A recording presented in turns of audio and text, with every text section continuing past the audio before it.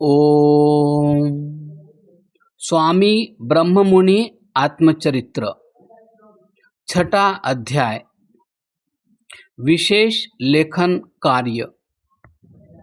गुरुकुल कांगड़ी में मैंने मेस्मरिज्म और हिप्नोटिज्म के विशेष परीक्षण किए थे।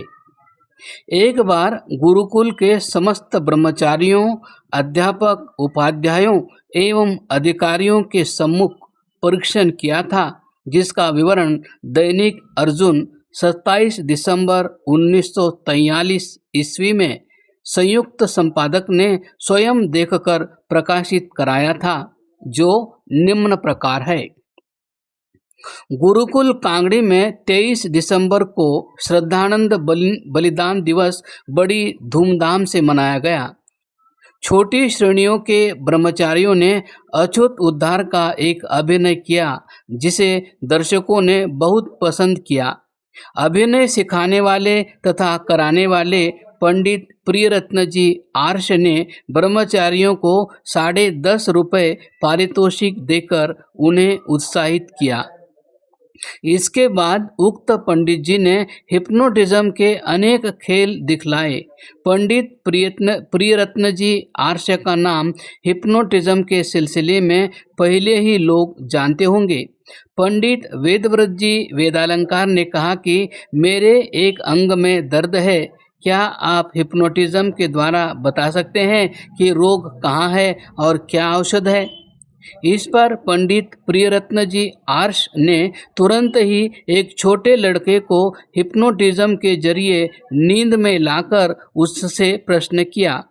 लड़के ने बताया कि वेदव्रत जी की आंत्र की ऊपर की नाड़ी, जो दाईं ओर नीचे आंत्रपुच्छ है, उसमें दर्द है। साथ ही लड़के ने नुस्खा भी बतलाया, जिसे सुनकर स्थानीय वैद्यों को भी आश्चर्यचकित होना पड़ा। ब्रह्मचारी ने विषगर्म तैल की मालिश बतलाई थी और बिना चुपड़ी खुश्क रोटी तथा बिना घृत के दाल भाजी खाने का भी कहा था। अर्जुन दैनिक 27 दिसंबर 1943 ईस्वी।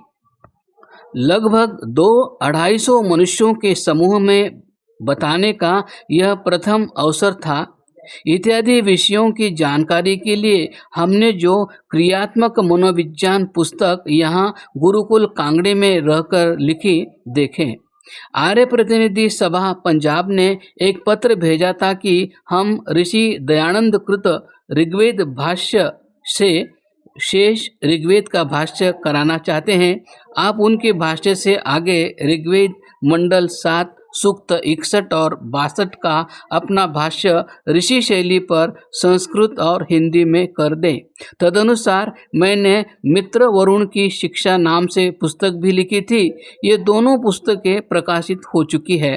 मित्र वरुण की शिक्षा तो छपी हुई पाकिस्तान में रह गई है। क्रियात्मक मनोविज्ञान का द्वितीय संस्करण Rajpal and sons, Kashmiri Gate, Delhi ने प्रकाशित कर दिया है। वेद में इतिहास नहीं है पुस्तक भी प्रादेशिक आर्य प्रतिनिधि सभा लाहौर ने प्रकाशित करा दी थी। अस्तु। वैदिक संस्थान गुरुकुल वृंदावन में उपर्युक्त 3 पुस्तकों के लिखने और प्रकाशित कर देने के अनंतर आर्य प्रतिनिधि सभा उत्तर प्रदेश के निमंत्रण पर उक्त सभा द्वारा गुरुकुल वृंदावन में खोले हुए वैदिक संस्थान में आया और वहां 3 वर्ष में यजुर्वेद भाष्य का कार्य पूरा करके आर्य समाज द्वारा चलाए हैदराबाद सत्याग्रह में चला गया था।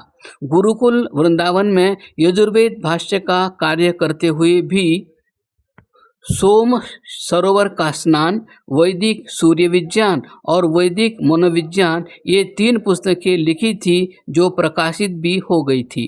हैदराबाद सत्याग्रह में जाते समय भी निजाम की सांप्रदायिक नीति और हमारा कर्तव्य पुस्तक लिखी और निज धन से प्रकाशित कर मार्ग में बिना मूल्य वितरित करता चला गया। जेल में 5 मास रहा। सत्याग्रह समाप्त हो जाने पर छूटा। छूटते ही टाइफाइड में गंभीर रोगी होकर बचा था। जेल में 20 पाउंड भार भी शरीर का घटा था। स्वस्थ होने पर फिर हैदराबाद राज्य प्रचारार्थ चला गया था। 1.5 मास वहाँ प्रचार करके लौटा और हरिद्वार आ ठहरा। कभी आर्य वानप्रस्थाश्रम ज्वालापुर, कभी गुरुकुल कांगड़ी ठहर गया था। इन दिनों में ब्रह्मवेद का रहस्य, अथर्ववेद का प्रथम अनुवाक, प्रारंभिक 6 सूक्त अर्थ सहित लिखा था। पुनः अथर्ववेदीय चिकित्सा शास्त्र बड़ा ग्रंथ लिखा, जिसके अंदर अधिकांश में अथर्ववेद के मंत्रों द्वारा चरक सुश्रुत की भांति सूत्र स्थान, शरीर स्थान, निदान स्थान और चिकित्सा स्थान क्रम से निबद्ध किए हैं। इसे सार्वदेशिक आर्य प्रतिनिधि सभा दिल्ली ने छपाया है। द्वितीय संस्करण दयानंद संस्थान दिल्ली से प्रकाशित हुआ है। इसी बीच में अथर्ववेदीय मंत्र विद्या पुस्तक भी लिखी थी, जिसे गुरुकुल कांगड़ी ने प्रकाशित किया है। विश्व विज्ञान और परमात्मा बोध मनसा परिक्रमा मंत्र व्याख्या भी लिखी थी। इसे गोविंदराम हासानंद नई सड़क दिल्ली ने प्रकाशित कराया। फिर ऋग्वेद में देवकामा या देव्रकामा पुस्तिका लिख सार्वदेशिक सभा द्वारा प्रकाशित कराई। वेद में 2 बड़ी वैज्ञानिक शक्तियाँ और विमान शास्त्र पुस्तकें भी लिखकर प्रकाशित कराई। अव्ययार्थ निबंधम अप्रकाशित पड़ी है। बड़ौदा से खोजकर पुरातन नाड़ी विज्ञान भी लिखी थी, जिसे प्रकाशनार्थ पंडित ठाकुर दत्त जी शर्मा अमृतधारा लाहौर को भेंट कर दी थी। वह उनके यहाँ गुम हो गई। पश्चात वैदिक ज्योतिष शास्त्र लिखा, जिसमें वेद मंत्रों के द्वारा खगोल विज्ञान दर्शाया है। यह सार्वदेशिक आर्य प्रतिनिधि सभा दिल्ली के द्वारा प्रकाशित की गई है। इस पर बड़ौदा राजकीय संस्कृत पुस्तक भवन के अनुसंधान विभागाध्यक्ष श्री डॉक्टर विनयतोष जी भट्टाचार्य PhD लंदन की सम्मति निम्न प्रकार है। Opinion on the Vedika Jyotish Shastra by Rajratna Janajyoti Dr. B. Bhattacharya, MA PhD, Director of Oriental Institute, Baroda. Pandit Priyaratna Arsha, now known by his monastic name of Swami Brahmamuni, is an indefatigable writer of Vedic studies in Hindi. He has enriched the Hindi literature by priceless productions which show at once great originality and extraordinary gift in interpreting Vedic passages. Out of his latest books is the Vedika Jyotish Shastra, a work of great value to Indian astronomy as well as astrology.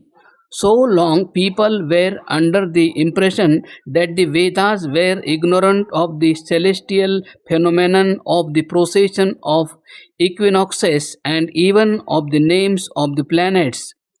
In this well-documented volume, Swami Brahmamuni has unmistakably shown that the Vedic rishis were thoroughly conversant with the motion of the equinox, the 12 divisions of the zodiac, the names of all the planets, even of the nodes of the moon, Rahu and Ketu or Dhumketu, Ulka and so forth. Swami Brahmamuni has criticized the findings of the late Bal Gangadhar Tilak in dating Rigveda and has adduced very weighty arguments on the basis of original Vedic passages. The worthy Swamiji's viewpoint deserves to be studied by all serious students of the Vedas. The author has earned the gratitude of all Indian scholars by his painstaking work. Signed B. Bhattacharya.